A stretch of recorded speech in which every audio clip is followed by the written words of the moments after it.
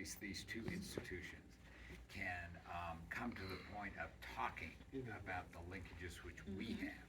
And since that time, there's a fair amount of scholarship which has come out about Black Indians and the linkages between the two communities. And that's the kind of history that I think is particularly important. But what he and I both said and kind of acknowledged at that time was that there are some in each of the respective communities where they don't know quite what to do with that. Because I'm out of the North Carolina, so we Sure. have the whole Lumbee. Well, and- and absolutely, and that is, but I think one of my parting gestures at the National Museum of the American Indian, it actually happened after I had left, but it was initiated while I was there, was an exhibit at the National Museum of the American Indian, which did travel afterwards, which was about the Black Indian and this relationship between the two communities. And I think that's when museums start getting at those kinds of issues that are kind of, I call them interstitial. They're sort of between the layers, if you will, of American history, and they're not often talked about. That's a good thing, because that shows a much more complete picture of what really happened in American history. And I have to say, Kevin Blackistone, who's so great in the film, and you should try to read his columns. He has such a social conscience in the Washington Post. He's the one that called me because we're social friends, say, hey, Aviva, I and Sam started doing this film, but we haven't been able to get it off the ground. What do you think? Well, he had no idea that I had this whole background from New Mexico and felt, real kinship, even though I had gone on and made films about underknown Jewish heroes. I said, I'm real interested. Ben West and I just finished a script. We want to do it together. We can have Rick as an advisor, and let's do it. So it's really Kevin's initiation and consciousness about everything. And as he says, I went to games. I didn't realize there was anything. And Jamie Raskin. Let's hope he recovers well from it's just, it's all about learning and changing and growing. Any other questions? Yes, over there, please. Hi, first of all, congratulations on a very powerful, timely film, and Aviva, your work is always inspiring. So I haven't looked at the website, so the answer might be there, but what is the public engagement piece? What are the 5 things that audiences can do after they see the film? And again, it might be on your website, but it'd be good for everybody to know. Ben and Yancy, Yancy, who's another one of our co-producers, they're developing the study guide as we speak. I'm working on the theatrical release. And then we're starting to book all these universities. Some have happened, but it'll really be more in the fall.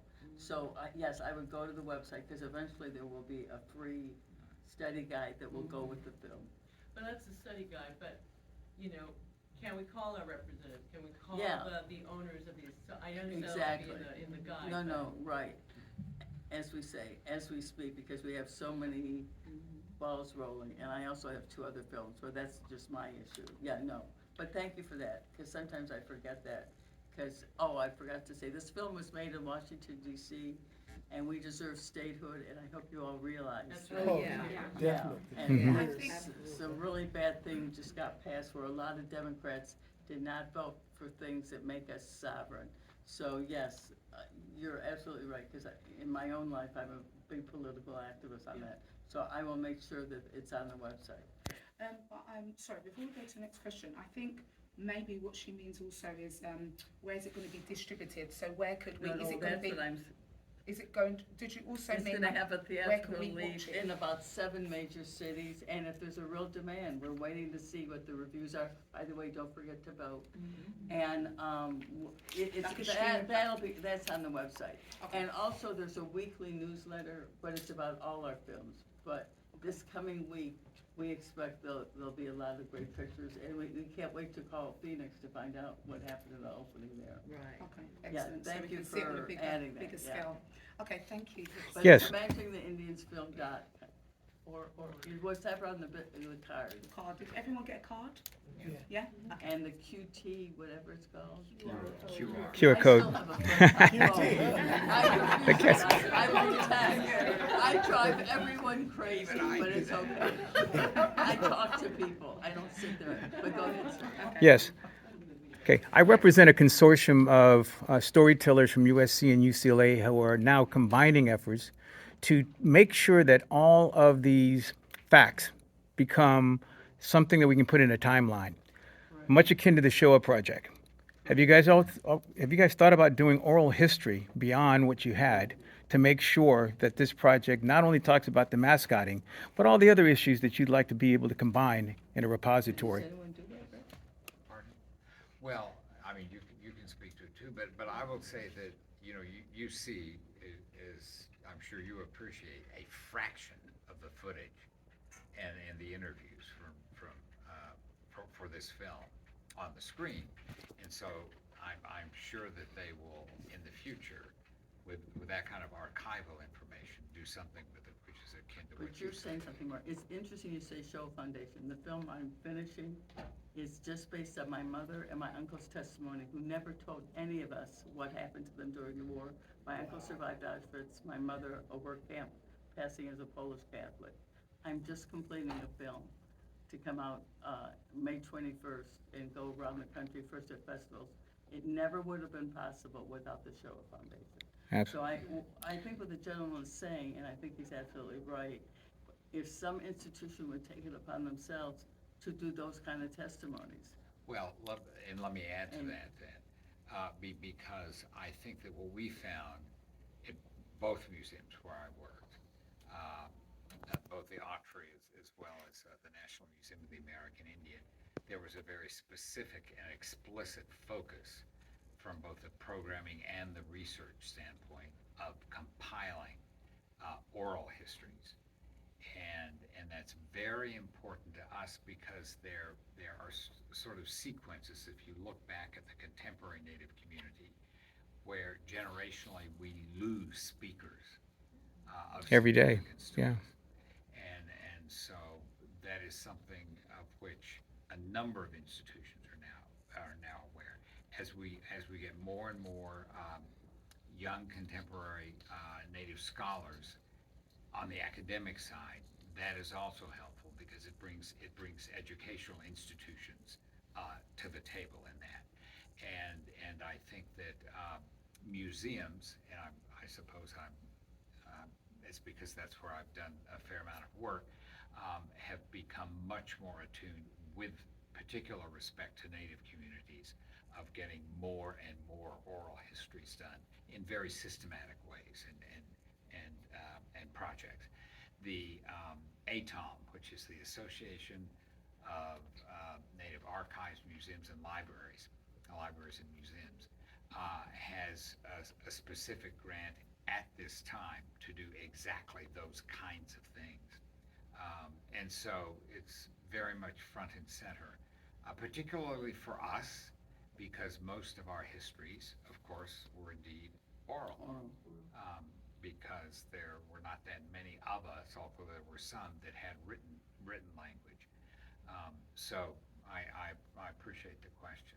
It's something that we're trying to focus on. And I know we're running short on time, but Assembly Bill 167, there's an arms race to try and convert everything you're doing into ethnic studies for the state of California, K through 20. So you guys should definitely be aware of how you can start to put this into action. Let's not talk about Florida, right? Or we No, should we're talk still on- about- I know we're short on time, but yeah, I'd like to talk to you guys about. But it's interesting you say it because you may not realize it, but Amy West, who's one of the psychologists in the film, is also one of his children. Right. So, and Amy Ben's talks brother. about that And sister, I'm sorry. transmissional of trauma, which I know is very much for us as second and Yeah. third generation of Holocaust survivors. As a matter of fact, there's combination work done. The point is that people talk about it, and especially just now, the traumas have been discussed, what happened in boarding schools. Wow. You Yeah. see the reports that come out, especially in Canada, but I know Larry Emerson, a dear friend of mine that I did a lot of political work, when he started telling me the stories of what happened to him, I mean, it's just incredible. And it's not that far away. My, Yeah. my dad and his 4 brothers were all removed from their homes at about age 5 and put into boarding school. And my father did not get out of boarding schools until he was in his early 20s. And those were nothing less, and quite explicitly, than institutions of deculturalization. Wait a minute, who put people in boarding school?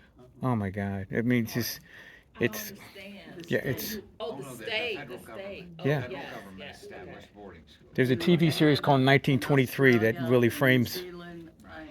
It's The- just- oh God, The it's, concept went from the United States to Canada and then to Australia. And it is where an educational system is used as an instrument of deculturalization. Wow. And so, yeah, my it's, dad- And then my there was a lot of, My grandmother abuse. actually was sent off to Carlisle, which is one of the most infamous of the boarding schools. Jim Thorpe, yeah. Where the byword and the headline for Carlisle was, save the man, kill the Indian in him. Oh my goodness, that's horrible. And so that, but it was, yeah, so that affected at least 2 to 3 generations of it.